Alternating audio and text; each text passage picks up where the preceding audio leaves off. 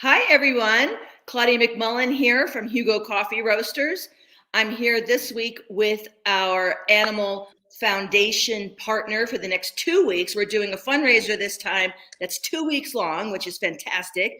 And as you all know, during the course of the fundraiser, I donate $2.50 for every item sold on our website, hugo.coffee, for the next 2 weeks to our partner organization, which is Stand Up for Pits. And I'm here today with the lovely Rebecca Corry from Stand Up for Pits. Good afternoon, Rebecca. How are you? I'm wonderful. How are you? Excellent. You've had quite a week. You had Yes, first a big old fundraiser on Sunday night, which looked like it was so much fun. it Like, I have to was. go to that next year. I have to go to that next year. Yes, you do. And then come to it every single year. And listen, once I saw that Tuggy Tugboat was there last year or 2 years ago, I'm like, oh my Yep. God. Yep. Did you ever Yep. did you ever get Pudge the Pit at that event? No, Oh, it's in Los Angeles. It's in West Hollywood.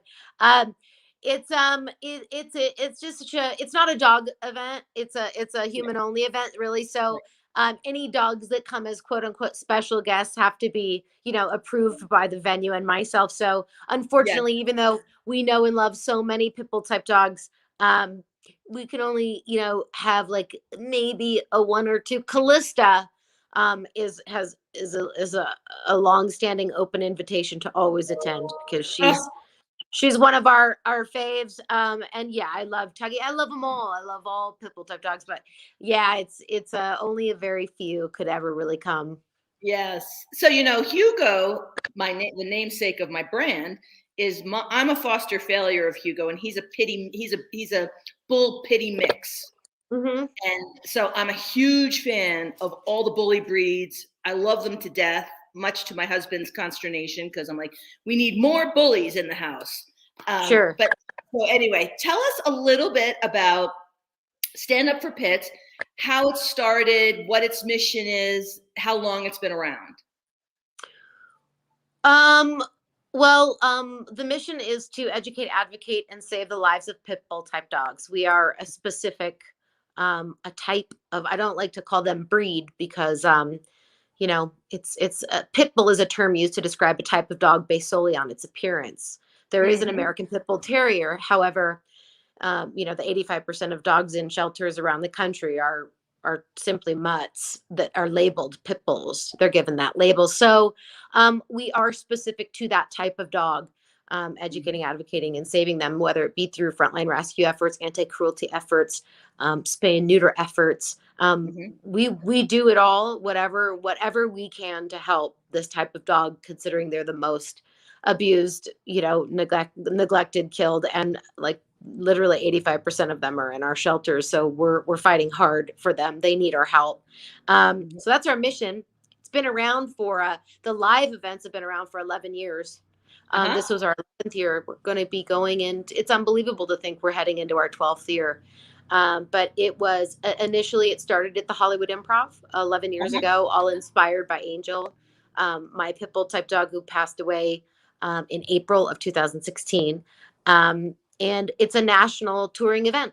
And so we do it all over the country, and we help grow rescues. We help get dogs into loving homes through networking and providing angel grants. We do a lot. We do a lot for the dogs. I'm really proud of the work we do. Sad that we have to do it, Yeah. but happy Yeah. that we can. Yeah. So okay, so tell me a little bit about Angel. And is Angel the inspiration for Stand Up for Pits? 100%. She's the Okay. inspiration for everything that we continue to do as well. So Mm-hmm.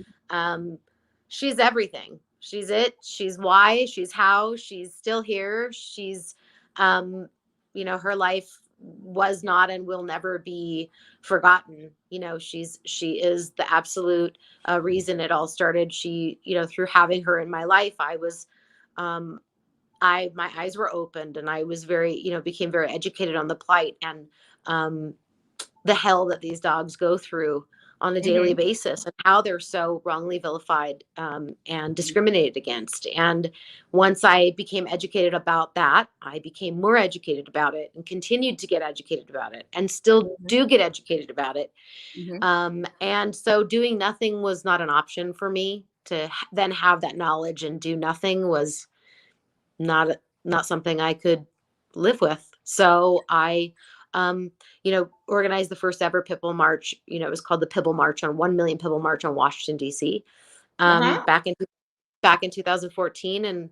And, thousands of people showed up, and we rallied on the West Lawn for our dogs to raise awareness about breed specific legislation and the dog fighting epidemic in the United States, although it's around the world, too. And from there, that's how sort of the foundation was born.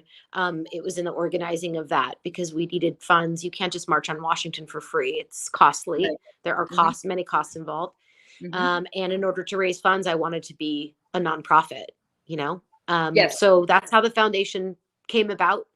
But Stand Up for Pits the live events happened before that, 3 years before the foundation, or 2 years before. So. Okay. And was Angel your first pitty? Yes, although I did have a rescue before her briefly. He died suddenly at 4 years old. His name was Walter, and he was a Dogo Argentina. But if in the shelter, he would be labeled also a pit bull type dog. So yes and no, but Angel was, how I learned. Angel was the eye opener, the dog the spirit and dog that changed the trajectory of my life, for sure. Not that Walter wasn't special and amazing, and I loved him, and he was magical too. But Angel was, and will always be different. Was really, really different. So is this all you do, is these Stand Up for Pits comedy tours, or do you also do your comedy separate from your mission with Stand Up for Pits? Yes, I'm a writer, actress, and comedian, but I'm also the executive director of the Stand Up for Pits Foundation. Right. But the Stand Up for Pits Foundation is 365 days a year. Right. And it is all ever consuming from the moment I wake up to the moment I go to bed every single day. So there's no days off. I don't just punch out and disappear for a few months to go on a vacation.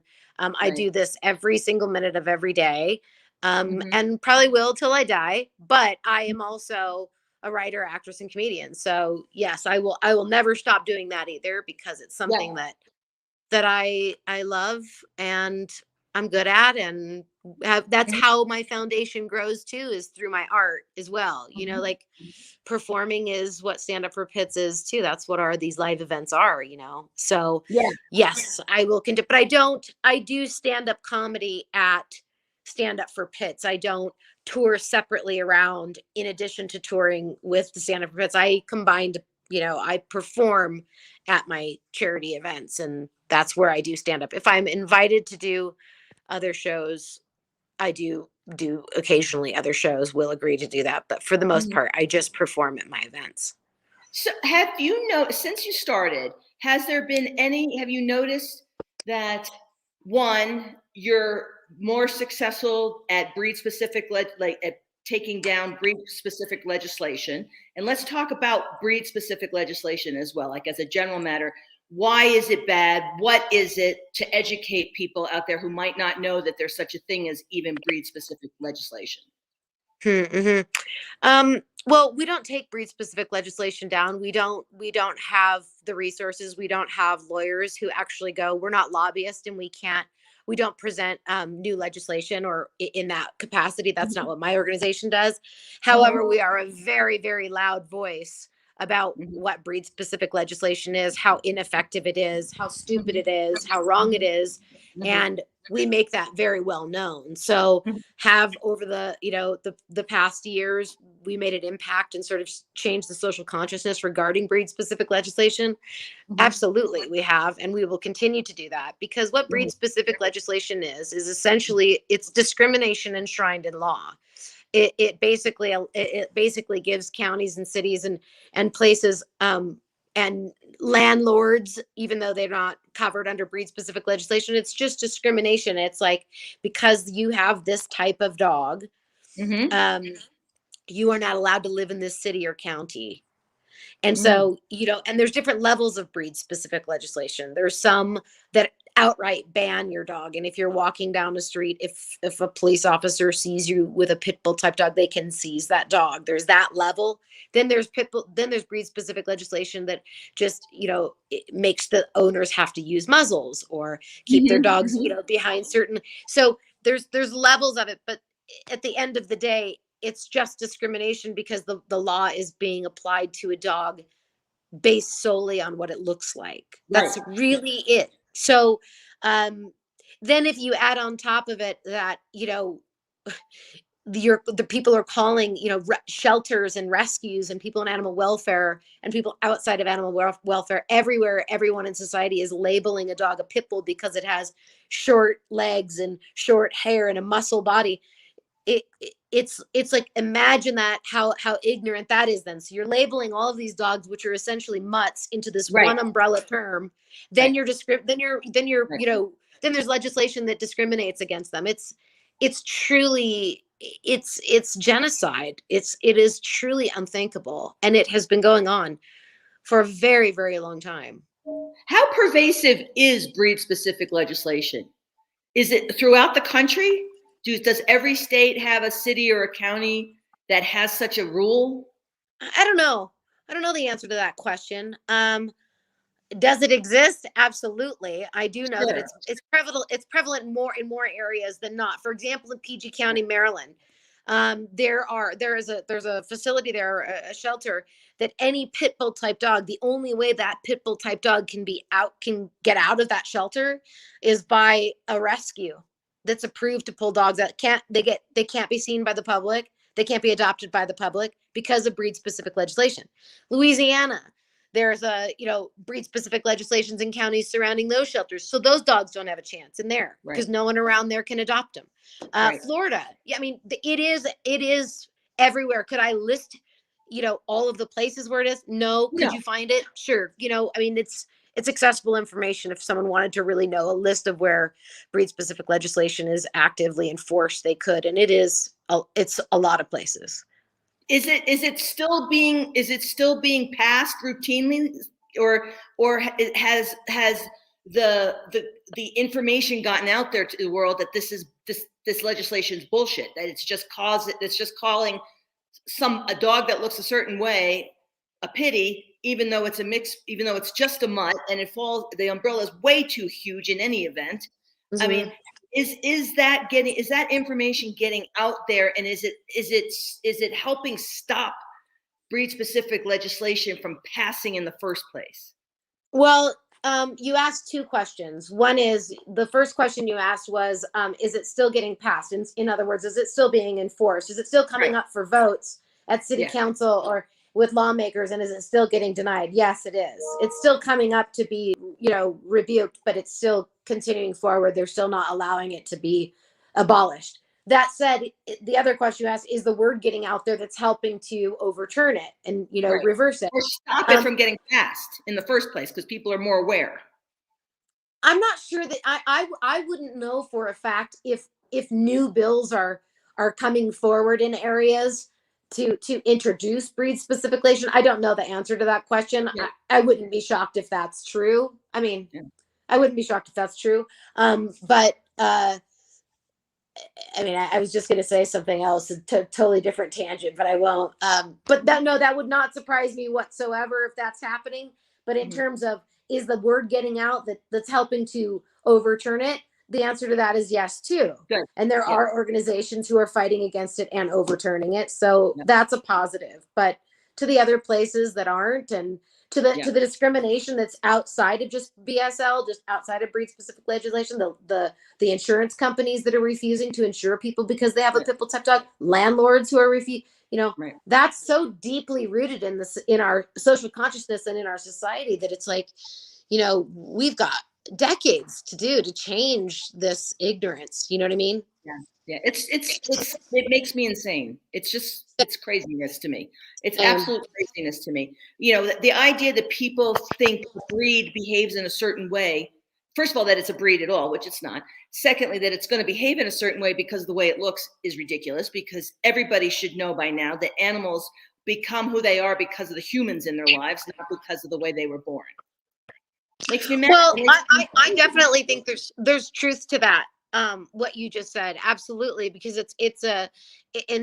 dogs are individuals like you and me. You know what I mean? I have siblings. None of us are even remotely alike. So, we came from the same two breeders, but we did not come out the same, and out not even close to being the same human beings in any capacity of our thinking or behavior. So, when people try to put that on dogs, that they're the same, or that's how they were bred, what they were bred for, it's like, no, they're individuals. They come out and they all have specific needs, and we need to see and treat them as such. But I do want to just say the saying about how a dog becomes who they are based on how they were raised by the human. I tend to agree with that. I do find truth in that, but I also strongly disagree with it in many ways, because so many of the dogs that I've experienced over the years I've been doing this have just been horribly abused. I mean, missing faces. They've been brutally starved, beaten, raped, cut, shot, you name it. And that's what they've only known their whole lives, by a human. And then once they're given an opportunity to know safety and love and respect, they're nothing. They're not a reflection of their past, their inherent goodness. A human couldn't even break that. So do you know what I mean? It's like, yes, to an extent, a dog is a reflection of the human that raises them, but ultimately they're better than us. They're inherently good. And when given the chance to not live in fear and terror and be abused, they live their unbelievably fullest selves, which are just magical. Yes. I just had a conversation with somebody who wanted to introduce Hugo to, and Hugo's not particularly great with dogs, but wanted to introduce him, but the dog had just been rescued. I'm like, let's give him a chance. Let's give him a chance. Give him a chance, yeah. And become who he is. That's right. Before we introduce him to a situation that could be fraught with any kind of emotion. Absolutely. So anyway, I want to ask one more question, then we're going to wrap it up with the old call to action. One more. Okay. The other question I wanted to know is your foundation, does it do any kind of adoption or foster of specific animals, or is it an advocacy foundation only? No, we do not. We do not pull, foster, or place animals. But we're not just an advocacy group. No, we also spay and neuter pit bull type dogs. We fund the spays and neuters of pit bull type dogs all over the nation. We help people, rescues and individuals with frontline rescue efforts. A dog last week was found, at 3:00 in the morning. We have been sponsoring the care of that dog when other individuals need it. Like, we do all kinds of support and active work for frontline rescue efforts and helping to place dogs and all that. But advocacy is part of our mission, no question. But no, we just do not pull animals, foster them, or place them. We do not do that. No, but you help those who do. You're absolutely right. And if a dog has nowhere to go, like a found dog, we're like right now, we ask a rescue to take the dog on, but we network the dog, we fund all of the dog's care, and we'll see that through. We've done that thousands of times. So we don't do that other part. I just have to say, I am so thrilled to be partnering with your great organization these next 2 weeks, because it so speaks to my heart that what you're doing for these beautiful animals that have been treated so poorly and been so misunderstood. I was thrilled that you guys agreed to let us try to raise money for you, because thanks for reaching out. We appreciate that. I just really want to help spread this word. I want to help in any way we can. So toward that end, let's talk about the call to action. So it would be great. We're going to put this on our live stream, on our Facebook live stream. You can share it to your audience, and let's get people to buy coffee. If they don't drink coffee, buy a hat, buy a mug, do whatever. And let's let's try to raise as much money as we can for Stand Up for Pit Bulls, because my favorite day of the week is Monday when I write checks. So I want to write a big old check. So Great. let's get that word out, Rebecca. Copy that.